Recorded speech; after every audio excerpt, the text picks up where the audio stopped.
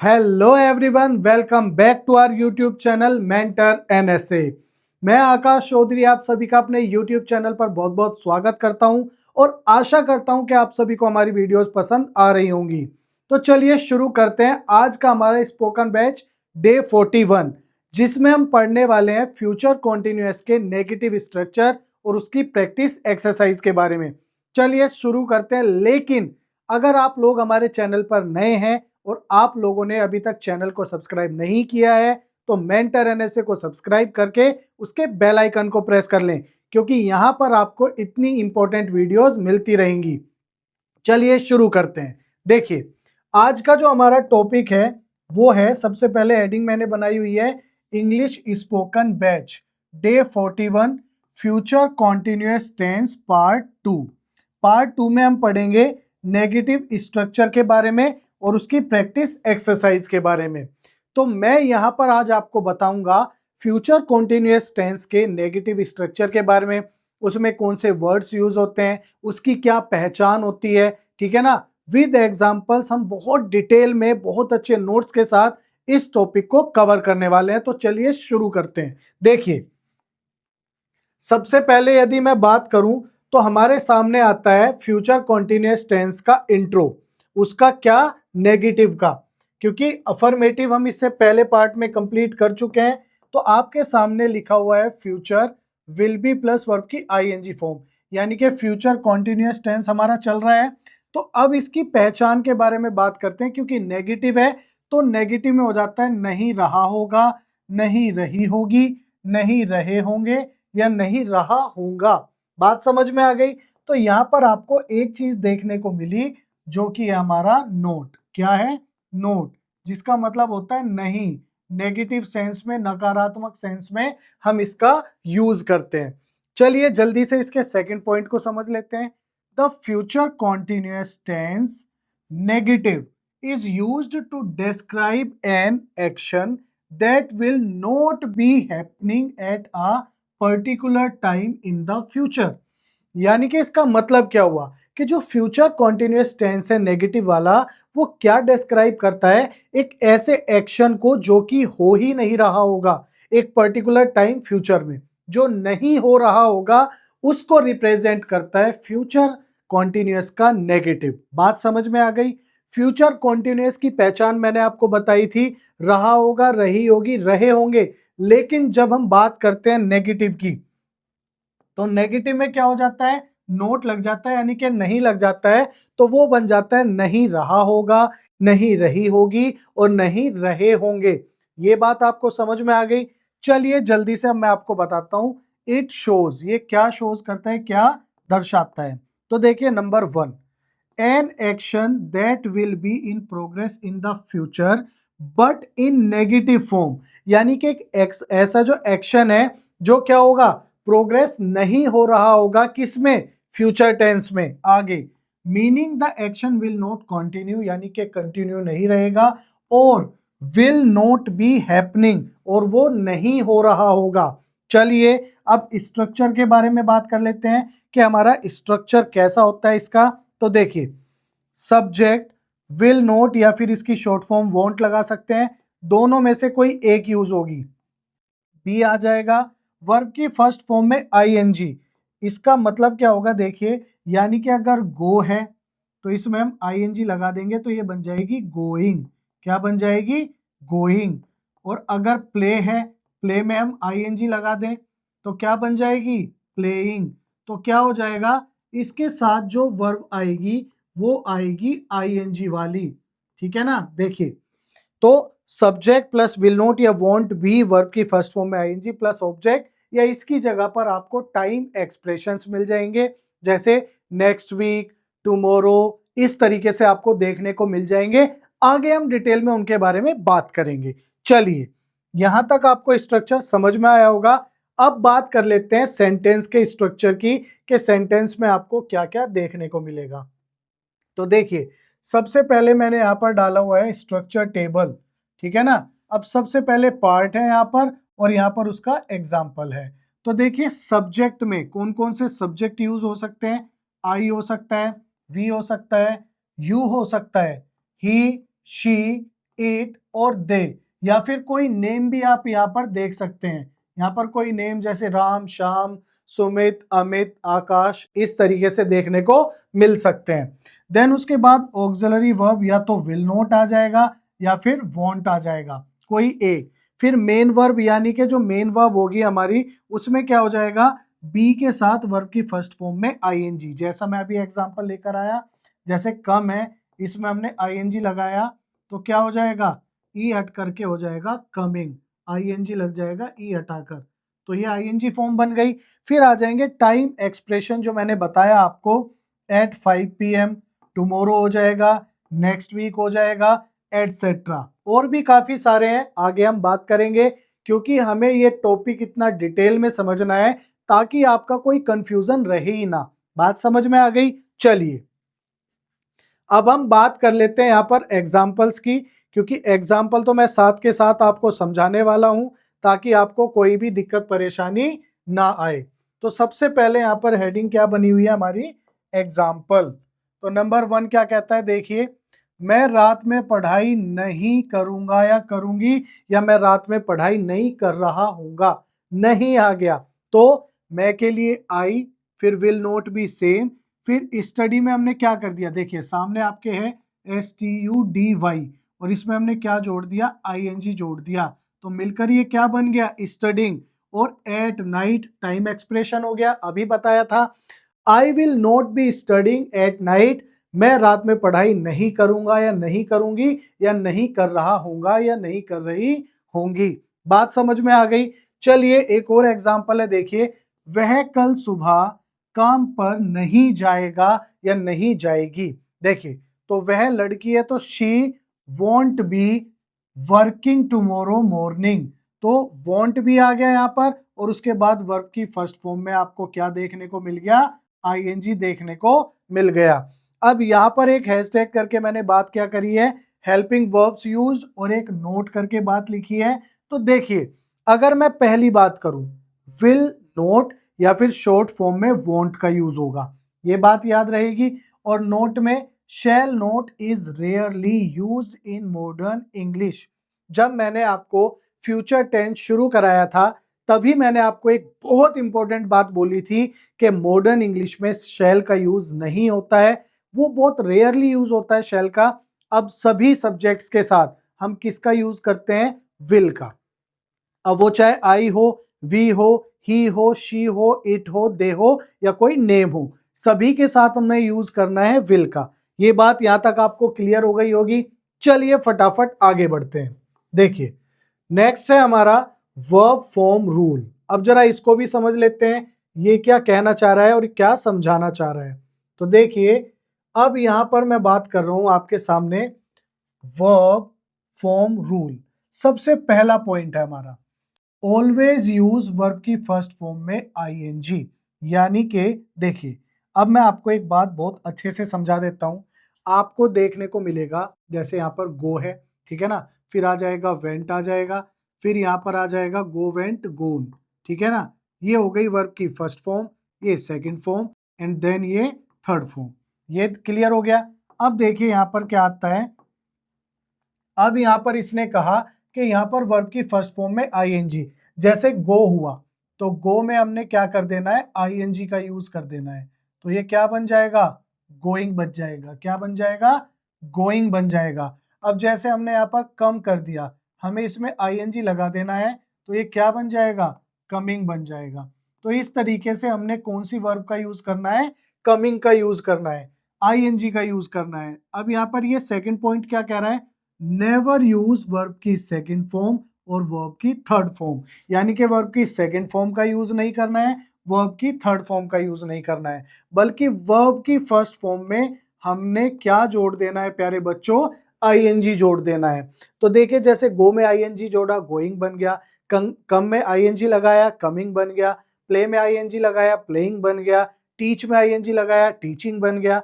तो हमें future continuous tense में, या मैं एक सिंपल भाषा में बात कहूं कि अगर कोई भी कॉन्टिन्यूअस टेंस है, उसमें हम ING का यूज करते हैं वर्ब के साथ। बात समझ में आ गई? चलिए, अब यहां पर आपको दिखाई दे रहा होगा, मैंने हेडिंग डाली है करेक्ट और इनकरेक्ट। मतलब क्या करेक्ट यूज है और क्या इनकरेक्ट यूज है। तो सबसे पहले करेक्ट की बात करें, विल नॉट बी प्लेइंग। तो देखिए विल नॉट बी है और बी के बाद वर्ब की फर्स्ट फॉर्म में आईएनजी है, तो ये तो बिल्कुल ठीक हो गया। अब नंबर सेकंड की बात करूं, वॉन्ट बी रीडिंग, बी के बाद आईएनजी लगा हुआ है, तो ये भी बिल्कुल ठीक हो गया। लेकिन इनकरेक्ट की बात करें, इनकरेक्ट मतलब गलत यूज जो है, विल नॉट बी प्लेड। अब प्लेड, अगर मैं बात करूं प्लेड एंड प्लेड, तो ये क्या हो गया, ये वर्ब की फर्स्ट फॉर्म हो गई, ये सेकंड हो गई एंड देन ये थर्ड हो गई। तो हमने यहाँ पे पहले ही कह दिया था सेकंड और थर्ड फॉर्म का यूज नहीं करना है, वर्ब की फर्स्ट फॉर्म में आईएनजी, तो ये आपका यूज बिल्कुल गलत हो गया। फिर नेक्स्ट भी गलत है, विल नॉट बी रीड। अब रीड सिंपल वर्ब की फर्स्ट फॉर्म हो गई विदाउट आईएनजी, तो ये भी आपका इनकरेक्ट यूज हो जाएगा, क्योंकि हमें क्या करना है, ऑलवेज यूज वर्ब की फर्स्ट फॉर्म में आईएनजी, नेवर यूज वर्ब की सेकंड और वर्ब की थर्ड फॉर्म। यहां तक भी बात आपको बहुत अच्छे से क्लियर हो गई होगी। चलिए और अच्छी अच्छी बातें बताता हूं और बेहतरीन तरीके समझते हैं क्या। अरे भाई, अब तो आ गया टाइम एक्सप्रेशंस, जो मैंने आपको बोला था बिल्कुल एग्जैक्ट वही अब मैं आपको समझाऊंगा काफी डिटेल में। देखिए यहां पर मैं बात करता हूं टाइम एक्सप्रेशंस कॉमनली यूज्ड। अब आपको यहां पर एक घड़ी दिखाई दे रही है, ठीक है ना, जब टाइम आ गया तो घड़ी से तो रिलेट करना पड़ेगा ना प्यारे बच्चों। तो देखिए अब कुछ टाइम एक्सप्रेशंस ऐसे होते हैं जो हम फ्यूचर टेंस में यूज करते हैं। आइए उनको with the help of this pic and यहां पर कुछ मैंने लिखे हैं उनकी मदद से समझने का प्रयास करते हैं। देखिए सबसे पहले यहां पर time expressions commonly used future continuous tense, ठीक है ना, जो इसमें यूज होंगे। तो ये आपको एक वॉच दिखाई दे रही है, अब उन वर्ड्स को देखते हैं। At this time tomorrow, next week, in the coming days, in a few hours, later today, at 5 o'clock, soon, in the near future, next year, this evening, tomorrow night. काफी सारे होते हैं, कुछ ये हैं कुछ ये हैं, मैं आपको अच्छे से समझा रहा हूं। अब देखिए सबसे पहले यहां फर्स्ट आता है eight this time tomorrow, at this time tomorrow. Next है हमारा टुमारो इवनिंग, नेक्स्ट है हमारा नेक्स्ट वीक, फिर अगला है एट 10 AM टुमारो, फिर है इन द फ्यूचर, फिर है टुनाइट, फिर है नेक्स्ट मंथ। तो ये सभी जो आपको देखने को मिल गए, ये सभी जो टाइम एक्सप्रेशंस हैं वो यूज किए जाते हैं जब हम सेंटेंस को ट्रांसलेट करते हैं हिंदी से इंग्लिश में। बात समझ में आ गई। अभी तो सिर्फ मैंने ये बताया है, जब हम ट्रांसलेट करेंगे अभी तो इसके आगे और भी समझना है ना, इसके यूसेज को समझना है कि कहां पर इसका यूज किया जाता है। फिर जब हम एक्सरसाइज को प्रैक्टिस करेंगे तब हम इनका यूज वहां पर अच्छे से समझेंगे। चलिए आगे बात कर लेते हैं। अब आ जाता है हमारा सबसे इंपॉर्टेंट काम, इसको समझना कि कैसे हम इनको यूज करते हैं। देखिए प्यारे बच्चों, यहां पर मैंने हेडिंग डाली future continuous tense, usage of future continuous negative. Negative के बारे में बात करते हैं। तो देखिए ए, सबसे पहले मैं बात करता हूं, यहां पर वो हेडिंग डली हुई है, भाई पिक भी आपके पास है ताकि आप बहुत अच्छे से समझ सकें यूसेज ऑफ फ्यूचर कॉन्टिन्यूअस। तो सबसे पहला है जो ए की बात करें, यानी कि इस वाले पोर्शन पर फोकस करिएगा, आपको दिखाई दे रहा होगा। तो फर्स्ट है action not in progress at a future time, यानी कि जो एक्शन है वो नहीं हो रहा होगा, ठीक है ना। एग्जाम्पल, मैं आज रात 10 बजे नहीं सो रहा हूंगा, ये आपको फोन में लगा दिख रहा है ना प्राणी, मतलब ये सो नहीं रहा होगा, ये चैटिंग कर रहा होगा, ये क्या कर रहा होगा भाई, रील्स को स्क्रॉल कर रहा होगा, पर सो नहीं रहा होगा। बात समझ में आ गई। तो फर्स्ट पॉइंट कहता है action not in progress at a future time. तो यहां पर मैं आज रात 10 बजे नहीं सो रहा हूंगा, I won't be sleeping at 10 PM tonight. At 10 PM tonight time expression आया कि नहीं आया। चलिए एक और बात कर लेते हैं नंबर 2 की। बी आपको दिखाई दे रहा होगा, यहां पर देखिए बी है हमारा ये वाला, देखिए इसको हमें समझ लेना है। बी क्या कहता है, देखिए planned future activity that will not happen, यानी कि ऐसी एक्टिविटी जो हम प्लान कर रहे हैं और वो फ्यूचर में नहीं हो रही होगी। चलिए एग्जांपल से समझते हैं। वे कल बैठक में शामिल नहीं होंगे, तो दे will not be attending the meeting tomorrow. तो देखिए ये प्लान चल रहा है लेकिन ये फ्यूचर में नहीं होने वाला है, ठीक है, नहीं होगा। अब देखिए आगे हम नेक्स्ट बात करते हैं नंबर सी की, पोलाइट और सॉफ्ट रिफ्यूजल। ये आपको सी दिखाई दे रहा होगा, ठीक है ना। अब यहाँ पर पोलाइट और सॉफ्ट रिफ्यूजल मतलब पोलाइटली किसी को रिफ्यूज करना, मना करना। अब देखिए मैं आज शाम आपके साथ नहीं आऊंगा या नहीं आऊंगी, तो आई won't be joining you this evening. Sorry guys, I won't be joining you this evening. मैं आज आपके साथ यानी कि शाम में नहीं आऊंगा या नहीं आऊंगी, तो ये भी काम नहीं होने वाला है, तो ये भी फ्यूचर का हो गया। आइए डी को देख लेते हैं। डी क्या कह रहा है हमारा, फ्यूचर इंटरप्शन अवॉइडेड, यानी कि अब ये पार्ट डी वाला पार्ट, फ्यूचर इंटरप्शन, ठीक है ना, avoided. She want be using the phone during the exam, जो यहाँ पे लिखा है वह परीक्षा के दौरान फोन का उपयोग नहीं करेगी, तो she want be using the phone during the exam. तो ये 4 पॉइंट मैंने आपको समझाए, ए था, बी, सी एंड डी, जो हमें फ्यूचर कॉन्टिन्यूअस नेगेटिव को बताते हैं कि जो काम नहीं हो रहा होगा या जो नहीं होने वाला होगा उसके लिए हम इनका यूज करते हैं।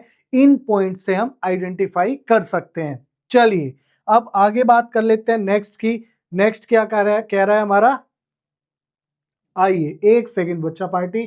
चलिए यहां पर अब मैंने बात की है, क्या हेडिंग डाली है मैंने, कॉमन मिस्टेक्स टू अवॉइड, यानी कि जो हम कॉमन मिस्टेक्स करते हैं उनसे कैसे बचना है, क्या हमें यूज नहीं करना है। तो देखिए प्यारे बच्चों, इधर सबसे पहली हेडिंग क्या बनी हुई है उसको देख लेते हैं। यहाँ पे नंबर 1, यूजिंग रोंग वर्ब फॉर्म। सबसे पहला पॉइंट है कि जो रोंग वर्ब फॉर्म है उनको हमें यूज नहीं करना है। जैसे ही विल नॉट बी गो, तो यहाँ पे गलती हो गई क्योंकि बी के बाद तो आईएनजी आता है, तो करेक्शन क्या होगा, ही विल नॉट बी गोइंग। तो सबसे पहले गलती हम करते हैं, विल नॉट के बाद, विल नॉट बी के बाद वर्ब की फर्स्ट फॉर्म का यूज करते हैं, जो कि पूरी तरीके से गलत हो जाती है क्योंकि हमें वर्ब की फर्स्ट फॉर्म में आईएनजी का यूज करना होता है। प्यारे बच्चों ये बात समझ में आ गई। आइए अब हम क्या करते हैं, दूसरी गलती सबसे बड़ी क्या करते हैं, मिसिंग बी। हम बी को मिस कर देते हैं, छोड़ देते हैं। अब यहाँ पर वो वाला मिस नहीं है कि मैं आपको बहुत ज्यादा मिस कर रहा हूं, नहीं प्यारे बच्चों, मिस इन द सेंस हम इसको यूज करना ही भूल जाते हैं। तो देखिए इसका एग्जाम्पल मैंने लिखा है, दे विल नॉट प्लेइंग, तो ये भी क्या हो गया, गलत हो गया। सही क्या हो जाएगा प्यारे बच्चों, दे विल नॉट बी प्लेइंग। अब देखिए बी जरूरी है और बी के बाद क्या आना जरूरी है, वर्ब की फर्स्ट फॉर्म में आईएनजी। तो बच्चे यहीं पर गलती कर देते हैं कि सबसे पहले तो वर्ब की फॉर्म गलत ले लेते हैं और अगर वर्ब की जो फॉर्म होती है वो सही लेते हैं तो बी को छोड़ देते हैं। तो इन दोनों गलतियों से हमें बचना है, इनको बिल्कुल भी अवॉइड नहीं करना है। हमें क्या करना है, हर एक भाई स्टेप को फॉलो करते हुए चलना है। बात समझ में आ गई। चलिए अब जरा हम बात कर लेते हैं यहाँ पर एक्सरसाइज के बारे में। अब यहाँ पर हेडिंग डली हुई है future continuous tense negative exercise. अब सबसे पहले इसका एक स्ट्रक्चर मैं आपके सामने यहाँ पर लिख देता हूं, देखिए ध्यान से समझिएगा। सबसे पहले आ जाएगा यहाँ पर हमारा सब्जेक्ट, ठीक है ना, सब्जेक्ट में कुछ भी हो सकता है, I, we, you, they, he, she, it, name, plural भी हो सकता है। फिर आ जाएगा विल, नॉट, बी, फिर आ जाएगी प्लस वर्ब की फर्स्ट फॉर्म में आईएनजी, फिर आ जाएगा ऑब्जेक्ट या फिर टाइम एक्सप्रेशंस, ठीक है ना। इस तरीके से आपका एक स्ट्रक्चर हो जाता है। चलिए पहले को समझते हैं। फर्स्ट में क्या कह रहा है हमारा, फर्स्ट है मैं कल पढ़ाई नहीं कर रहा हूँगा, होगा की जगह होगा आ जाएगा, समझ जाइएगा। मैं कल पढ़ाई नहीं कर रहा हूँगा, तो सबसे पहले मैं, सब्जेक्ट क्या है, मैं, तो आई आ जाएगा, आई, फिर आई के साथ विल, नोट, बी, ये तो यहां पर फिक्स है। फिर पढ़ाई यानी कि स्टडी और आईएनजी फॉर्म आ जाएगी, तो क्या हो जाएगा, स्टडिंग एंड देन टुमारो। कब की बात हो रही है? TOMORROW। तो देखना जरा, आई will not be studying tomorrow, मैं कल पढ़ाई नहीं कर रहा होऊंगा। बिल्कुल हमने स्ट्रक्चर के अकॉर्डिंग बनाया। तो इस तरीके से आपको प्रैक्टिस करते रहना है ताकि कोई भी दिक्कत परेशानी आपको ना हो। आइए आगे बढ़ते हैं नंबर 2 की तरफ। तो 2, 3, 4, 5, 6 हम यहाँ पर करेंगे प्यारे बच्चों। चलिए, बहुत डिटेल में समझना है, कोई दिक्कत हो आप कमेंट करके हमें बता सकते हैं। देखिए नंबर 2 क्या कह रहा है, वह इस समय सो नहीं रही होगी। तो वह यानी कि होगी, लड़की है तो she will not B, sleep में हमने आईएनजी लगा दिया, स्लीपिंग एट दिस टाइम। अब देखना जरा ये टाइम एक्सप्रेशन मिला कि नहीं मिला। तो टाइम एक्सप्रेशन जो वर्ड्स थे जो मैंने आपको बताए थे, tomorrow, at this time, at that time, next week, next month, ये यहाँ पर यूज करने हैं। तो इस समय तो एट दिस टाइम, उस समय एट दैट टाइम, कल टुमारो, इस तरीके से हमें इनको यूज कर देना है। तो देखिए नंबर 3 की बात करते हैं।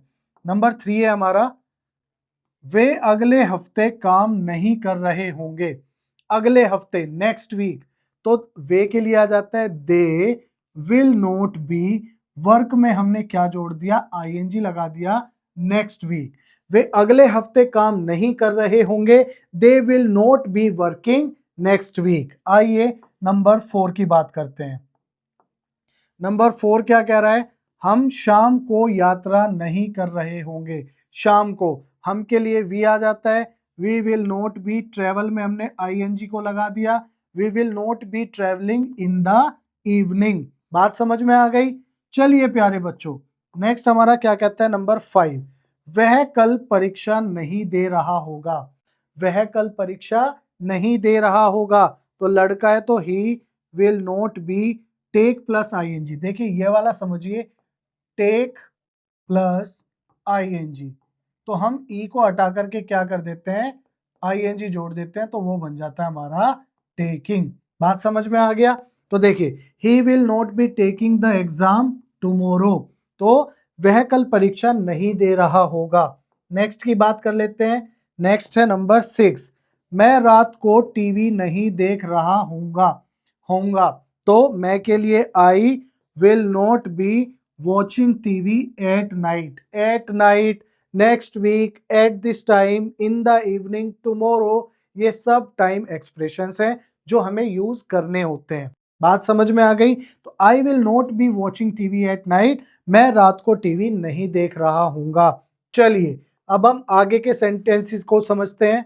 नंबर 7, 8, 9, 10 एंड 11, बहुत ध्यान से समझेंगे।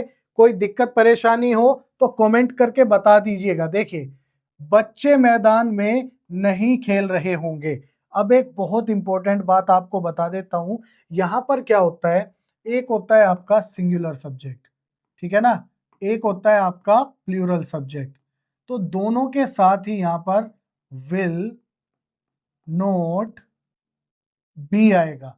जैसे मैं बात करूं कॉन्टिन्यूअस में, प्रेजेंट में, इज, एम, आर, तो सिंगुलर सब्जेक्ट के साथ इज और प्लूरल के साथ आर। ऐसे ही हैज हैव में हो जाता है। तो यहां पर कुछ नहीं होगा, चाहे सिंगुलर सब्जेक्ट हो चाहे प्लूरल हो, हम विल नॉट बी का ही यूज करेंगे।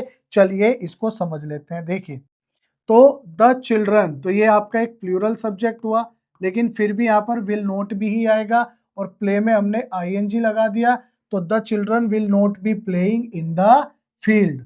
बात समझ में आ गई होगी। चलिए नंबर 8 की बात करते हैं। नंबर 8 क्या कह रहा है, देखिए, वह इस वक्त फोन पर बात नहीं कर रही होगी।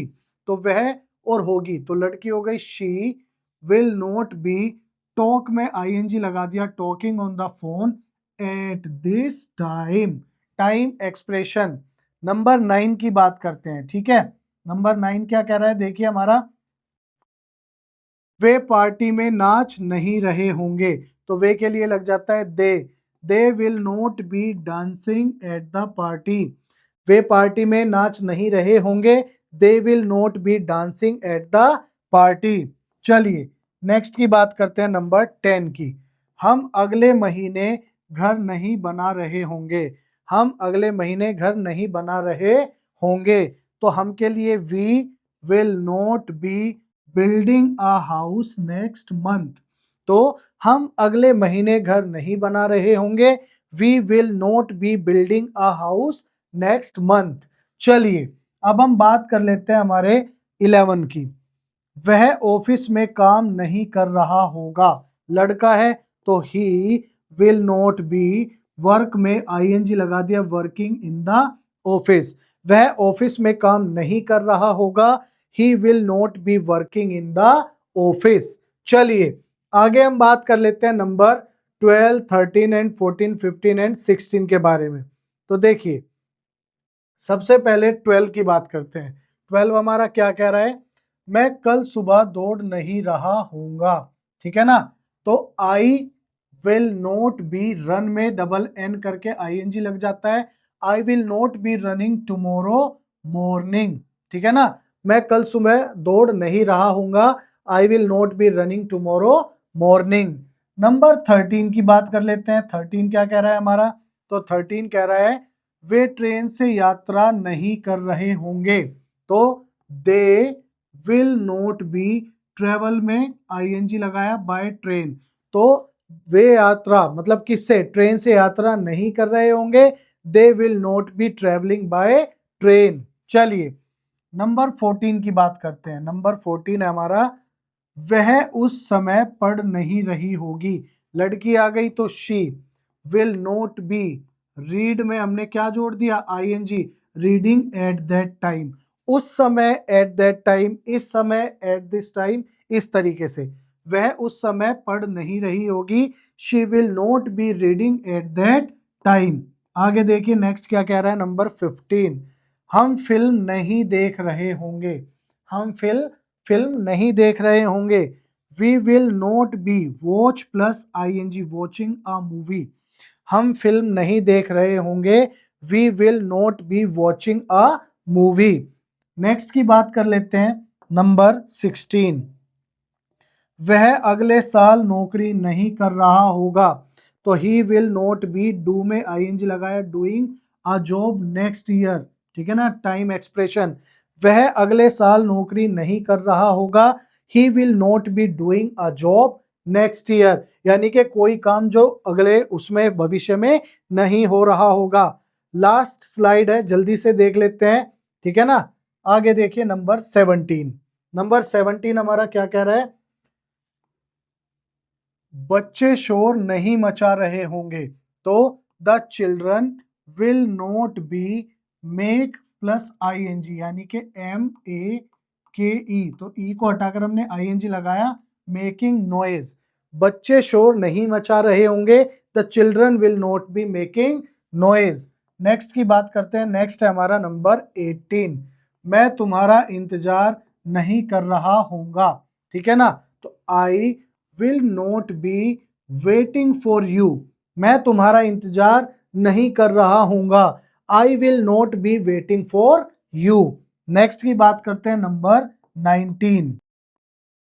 वे स्कूल नहीं जा रहे होंगे। तो वे के लिए they will not be going to school. They will not be going to school. वे स्कूल नहीं जा रहे होंगे। नंबर 20 लास्ट सेंटेंस है हमारा, क्या कह रहा है? वह इस वक्त खाना नहीं बना रही होगी। तो she will not B cooking food at this time. Eight this time. अब एक बात यहां पर ध्यान से समझिएगा। पहली पहचान मैंने आपको बताई, वाक्य के अंत में रहा होगा, रही होगी, ठीक है ना, एंड रहे होंगे। लेकिन कैसे? कैसे आएंगे?